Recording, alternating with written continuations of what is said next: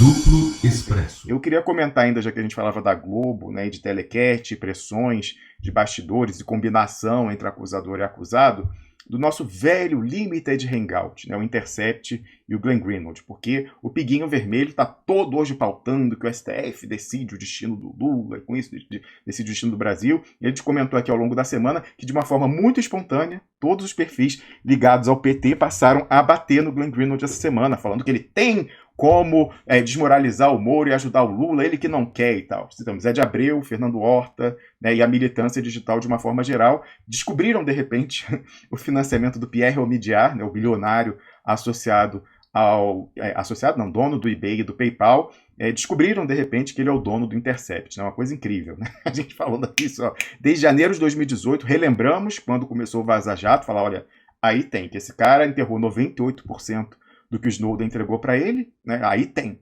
E aí o pessoal, não, vocês são quinta coluna, e não sei o que tal, e blá blá blá. Aí agora eles lembram, né, do financiamento do Omidyar e falam, o que você realmente quer com essa história? O Fernando Horta publicou um artigo assim, qual é o seu real objetivo com o Vaza Jato? Quando a gente fez essa pergunta, no dia 9 de junho, quando começou, aí nós éramos quinta coluna. É incrível, né? Não, e como eu falei, com o PT tudo é nessa espontaneidade, né? Todos começam ao mesmo tempo a falar, é uma coisa incrível. O senso crítico é cronometrado, na hora marcada. Então, voltando ao Limited Hangout original, o Glenn Greenwald e o Vaza Jato, eu queria mostrar aqui um preciosismo que o expressionauta Dude RR conseguiu ontem. Olha, sensacional, muito obrigado. Ele me marcou aqui, é até importante ele me marcar porque são pessoas que me bloquearam, né? Não essa cidadã aí, mas o amiguinho né, e colega de Limited Hangout do Glenn Greenwald, o Leandro Demore, né, co-editor lá do Intercept do Vaza Jato. Então, essa jornalista aqui do Intercept, a Paula Bianchi,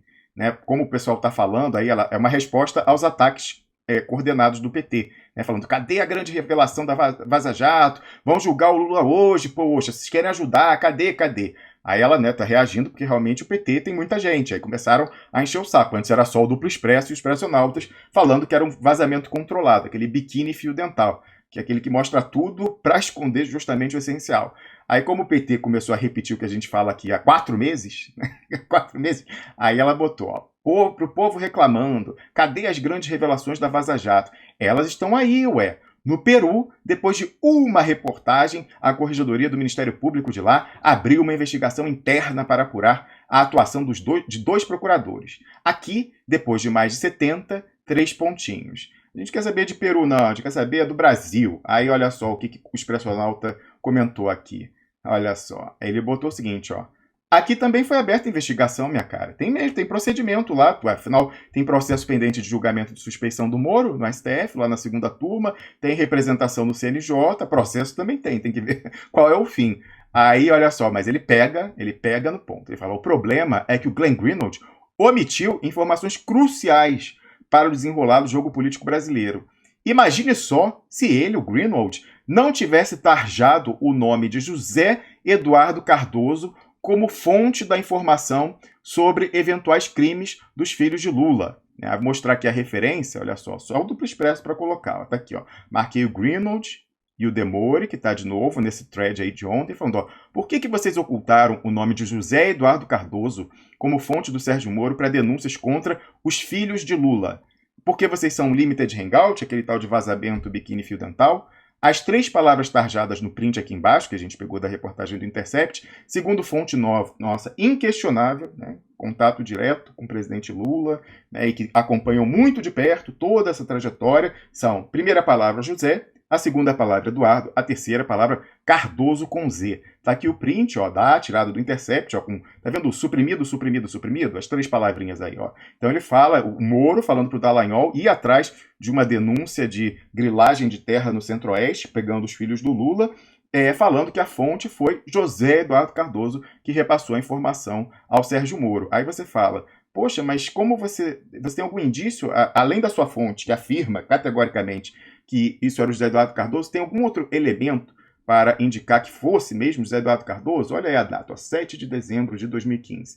Adivinha quem baixou em Curitiba e teve reunião com o Sérgio Moro nesse dia? Pá! Olha aí, revista Época. A viagem secreta de Cardoso ao centro da Lava Jato, fora da agenda e com o jatinho da FAB, para ninguém ver onde que ele ia. Lauro Jardim, do Globo também. José Eduardo Cardoso viaja às pressas para Curitiba. Pois é. Aí o nosso caro expressionauta perguntou aqui, né? O problema é que ele omitiu. Imagina o impacto de você dizer que o ministro da Justiça da Dilma Rousseff, em exercício, em dezembro de 2015, 3 meses antes da... Quer dizer, menos de 3 meses, que era 15, 2 meses e meio antes da condução coercitiva do Lula, foi a Curitiba ter uma reunião secreta com o Sérgio Moro. E a informação que a gente tem é que isso foi um bônus da viagem, essa história de dar a linha de investigação para trás dos filhos do Lula. O verdadeiro objetivo daquela viagem era planejar a condução coercitiva. E o José Eduardo Cardoso confessou no Sindicato dos Metalúrgicos, no dia da prisão do Lula, que ele planejou a operação de condução coercitiva junto com o Sérgio Moro. Então o objetivo dessa viagem secreta, usando o jato da FAB, é o ministro da Justiça da Dilma Rousseff ir combinar a condução coercitiva em 6 de março de 2016, o ano seguinte, do presidente Lula, aquela que teve a confusão do aeroporto. E aí você me fala, o Glenn Greenwald, né, falava, nós somos os jornalistas, estamos fazendo a curadoria para ocultar questões que tenham repercussão para a vida íntima das pessoas. Né? Só isso que eles falam que tarjavam. Por que, então, se o critério é esse, né, não expor a vida íntima, coisas que não tenham relevância na esfera pública, por que tarjar uma informação bombástica de que o ministro da Justiça da senhora Dilma Rousseff viajou a Curitiba para dar uma linha de investigação para pegar os filhos do Lula? Que critério jornalístico é esse? Então, nosso amigo expressionauta foi questionar ontem, botou, olha, o problema é esse, o Glenn omitiu informações cruciais para o desenrolar do jogo político brasileiro. Imagine só se ele não tivesse tarjado o nome de José Eduardo Cardoso como a fonte das informações sobre eventuais crimes do filho de Lula. Aí a fulana lá do Intercept responde, Glenn e todo o resto da equipe do Intercept que trabalha no arquivo fez o que nos cabia, jornalismo. É jornalismo esconder o nome do Cardoso? Sério, filha? Você vai sair com essa? Aí ela continua aqui, ó. Não há omissão de informações. Há reportagens sendo produzidas com cuidado e rigor. Opa, olha o print lá, vamos pro print do Intercept. Não há omissão, ó. Rigor. Olha aqui, ó. Pá! 3 domínios. José Eduardo Cardoso. Olha o jornalismo que a cidadã produz. Aí continuando aqui, ó. O nosso amigo expressionauta responde. Não? Não existe omissões? Aí ele continua. Existem indícios abundantes de que o nome tarjado de quem teria repassado informações sobre os filhos de Lula ao Sérgio Moro seria José Eduardo Cardoso. Você nega peremptoriamente essa possibilidade? Se aparecer um vazamento paralelo dessas conversas e a gente possa provar que o nome que está ali é José Eduardo Cardoso, você nega? Está perguntando aqui publicamente. Ela podia encerrar a questão. Não podia encerrar, falar, ó, não é o Cardoso, né? Não, ela não fala nada. E aí o amiguinho sai em socorro, o outro do Intercept falando. É sempre assim, né? Eles são os loucos, paranoicos, da conspiração, tudo combinado. Ó. Aí o outro do Intercept responde, ó, esse cara deve estar tomando chá de fita, deixa pra lá. E aí o Leandro Demore, a quem eu já fiz o questionamento, que me bloqueou no Twitter, né? Falando que eu precisava de ajuda psiquiátrica. Né? Pois, se precisasse, não teria problema nenhum. Eu faria o tratamento e curaria, porque doença psiquiátrica é tratável. Agora, mau caratismo, eu não conheço terapia ainda, né, Leandro Demore? Aí é complicado mesmo. Então ele foi e respondeu com ZZZZZ, quando o expressionauta pede para ele que negue peremptoriamente que o nome tarjado pelo Intercept não é José Eduardo Cardoso, ó, mais uma vez aqui na tela, ó. Suprimido, suprimido, suprimido. Eles respondem com chá de fita, né? Você está tomando chá de fita, e com ZZZ. Eles poderiam ter acabado com a polêmica, falando, os duplos prestes está mentindo. Eu afirmo, não vou dizer quem é, porque é uma coisa da esfera íntima, mas não é José Eduardo Cardoso. Não, nada disso, porque eles têm medo que essa informação vaze e eles se queimem, né? Então eles fogem do assunto. Ó, aí coloca aqui, ó. O outro falou assim, ó. Veja com quem eu bati um animado papo hoje, Rômulo Maia. Curioso que nenhum dos intrépidos repórteres respondeu com um não peremptório à questão sobre o Cardoso. E eles sempre utilizando contra-argumentação de altíssimo nível, como ZZZZ e chá de fita, etc. E aí, o Demore, eu, se fosse ele, tinha fingido que não tinha visto essa resposta. Fala o seguinte, ó. Sabe por que ele não fala peremptoriamente se era ou não um Cardoso? Porque ele não está com o arquivo na mão dele. Olha que bonito, ó. Claro, porque desde sempre, sem especular sobre o arquivo, mas vamos responder ao DUD 6365273. Não, Demore, responde ao Brasil agora, que não é o Cardoso que está ali embaixo da tarja. Responda ao Brasil, não a pessoa, porque você está falando do quê? Porque ele é protegido pelo anonimato? Isso é o problema? Bom, eu não estou protegido pelo anonimato, estou te perguntando aqui agora. Que horas são no Brasil? 8h58 da manhã. Estou desafiando você, Leandro Demore e o Glenn Greenwald, a afirmar que ali embaixo daquele nome não está José Eduardo Cardoso, embaixo da tarde que vocês colocaram. Vocês têm medo que vaze e saia a confirmação. E aí por isso você não responde, sai pela tangente. E aí o nosso amigo aqui, ó, respondeu, ó, isso, meu caro, insinuar que eu sou um bot é um ótimo jeito de sair pela tangente. Esse tipo de discussão é justamente o que a gente precisa enquanto o país vai para o buraco. Mas eu entendo, a consolidação de uma marca vem sempre antes do interesse público, não é mesmo? Ele responde, ó, você não é um bot digital, é apenas um bot humano. Sem tempo, irmão. Sem tempo, irmão. Ah, Leandro Demore. Leandro Demore que a gente descobriu que é o antagonista boy, né? Falando de vazamento, o Diogo Mainardi vazou que ele começou a carreira dele no antagonista. Aí ele falou, não, mas quando eu comecei foi substituído por um controle remoto, né? Não, isso era no tempo, não, isso aí era no tempo de Manhattan Connection, quando eles se conheceram. Mas no antagonista, ele começou lá e falou, não, mas eu comecei no antagonista, eu, Leandro Demore, mas é porque na época era uma coisa séria e boa. Quer dizer, ter como chefe o Diogo Mainardi, aquele que, desde a época do Mensalão, colunista da Veja, publicando dossiê entregue pelo Daniel Dantas, a gente sabia quem era o Diogo Mainardi. Ele não, ele falou que começou em ótimos termos o antagonista, que depois que ele saiu é que a coisa descambou e desandou, né? Incrível. Então o antagonista boy não responde, gente, desafia. Se você é expressionalta, vai lá hoje na timeline dele e pergunta. Vem cá, na boa, responde aí diretamente. É ou não é Cardoso o nome tarjado?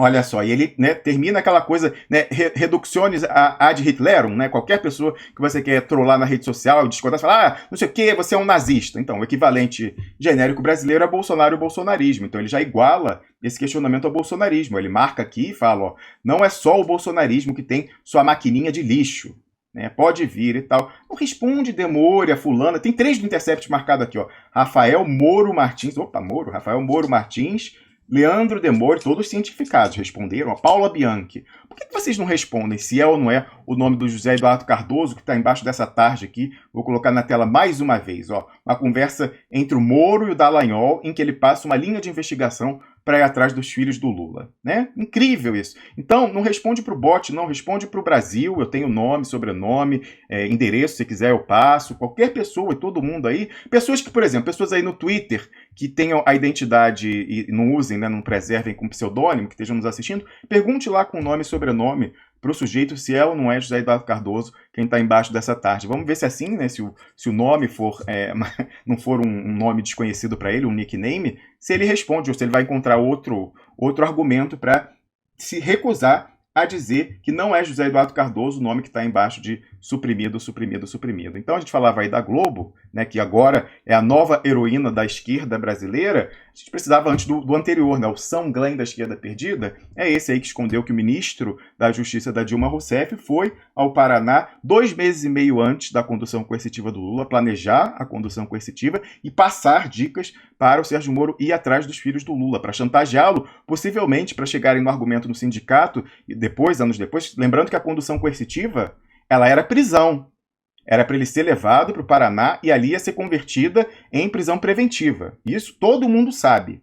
Né? E teve aquela coisa do Marco Aurélio Melo entrar em contato com o comandante da aeronáutica que impediu a decolagem do avião. Isso o professor Luiz Moreira já comentou aqui no programa no ar. Não é teoria da conspiração. E aí teve aquela história dele prestar o depoimento em Congonhas. Né? Disse que até helicópteros da FAB sobrevoaram o avião da Polícia Federal para evitar que ele fizesse qualquer manobra. Então a coisa foi tensa ali. Mas o plano original era, isso já conversei com pessoas a par do processo, era chegando em Curitiba, onde estava o Jair Bolsonaro, vamos lembrar, o Jair Bolsonaro recebeu a informação de dentro, a Insider Information, estava na porta da Superintendência da Polícia Federal, soltando rojão, nesse dia. Então era para ele ter ido lá e ele ia ficar lá. A gente tem esse testemunho, a gente sabendo da proximidade entre o Moro e o Bolsonaro, tanto é que o Moro virou ministro do Bolsonaro. Era para ele ter ido, a prisão era ali.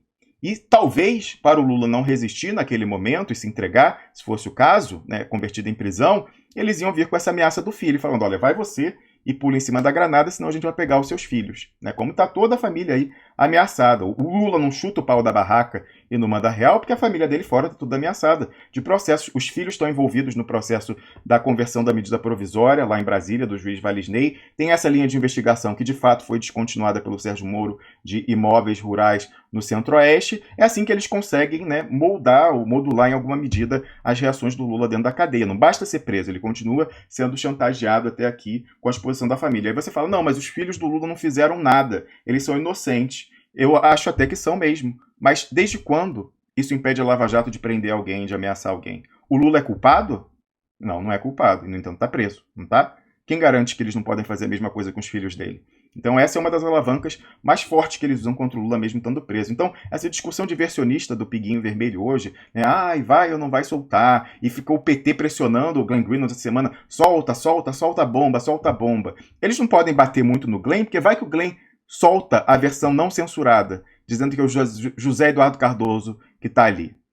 Não se preocupa não, o pessoal do PT aí, nada espontâneo que está batendo no Glenn. Vocês podem falar do Pierre Omidyar, que ele não tem como responder, porque o José Eduardo Cardoso é um operador do Deep State americano no Brasil. Ele se tornou mais diretamente envolvido no golpe e na destabilização do Brasil, quando, em 2013, de acordo com o vazamento do Snowden, no qual, veja, estava envolvido também, mais uma vez, o Glenn Greenwald, ele foi enviado, José Eduardo Cardoso, como emissário, numa viagem com toda a descrição, pela Dilma Rousseff, para conversar com um homem do Deep State no governo Obama, que era o Joe Biden. Os laços do Joe Biden com o Deep State hoje em dia são claríssimos, desde a treta dele com Trump.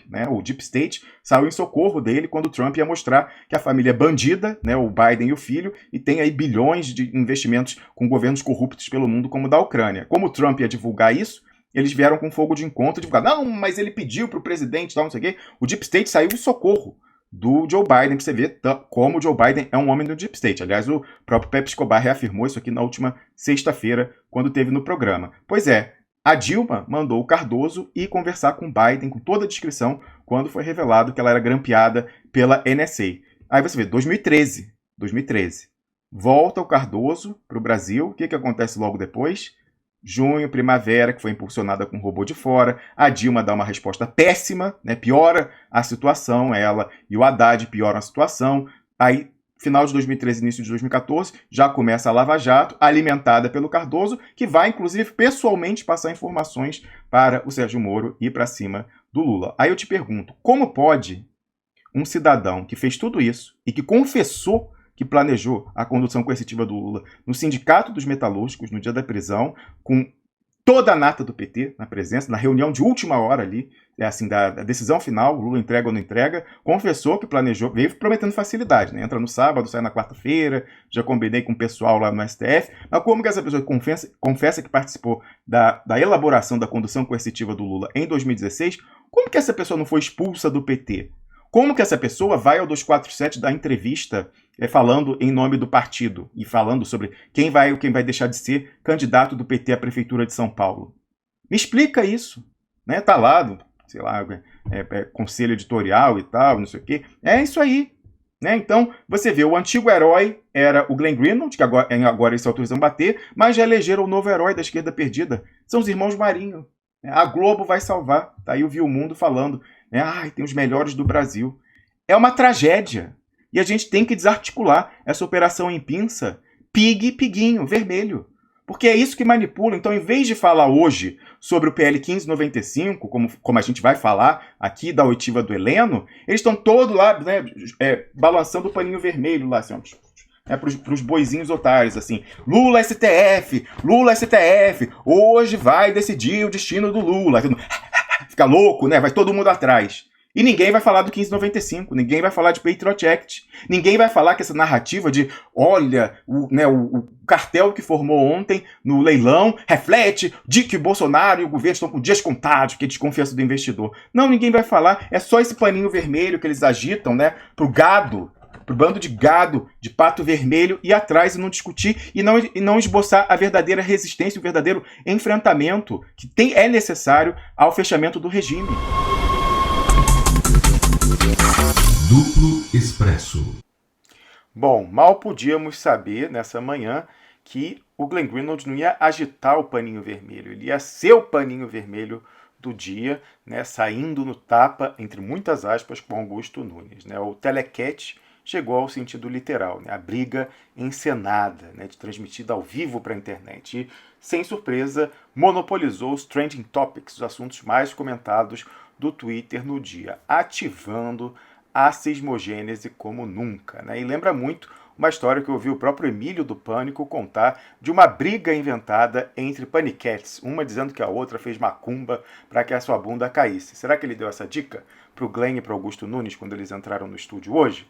Né? E, sem nenhuma coincidência, essa história toda se dá na semana em que influenciadores do PT, como Zé de Abreu e Fernando Horta, começaram a bater no Glenn Greenwald, levantando dúvidas sobre as suas reais intenções com relação ao suposto vaza-jato, né? Ao suposto vazamento que a gente sabe que é um vazamento controlado, um limited hangout. Né? Aí justamente na semana que o Glenn Greenwald está tendo o seu filme queimado junto à militância de esquerda e petista sobretudo, aí ele se vitimiza lindamente, transmitido ao vivo para toda a internet com um tapa entre muitas aspas, né, que mal pegou, mal resvalou, do Augusto Nunes. Nós aqui não perdemos o foco. Nós falamos de Patriot Act, inclusive da sexta perna descoberta nesta semana pelo Duplo Expresso.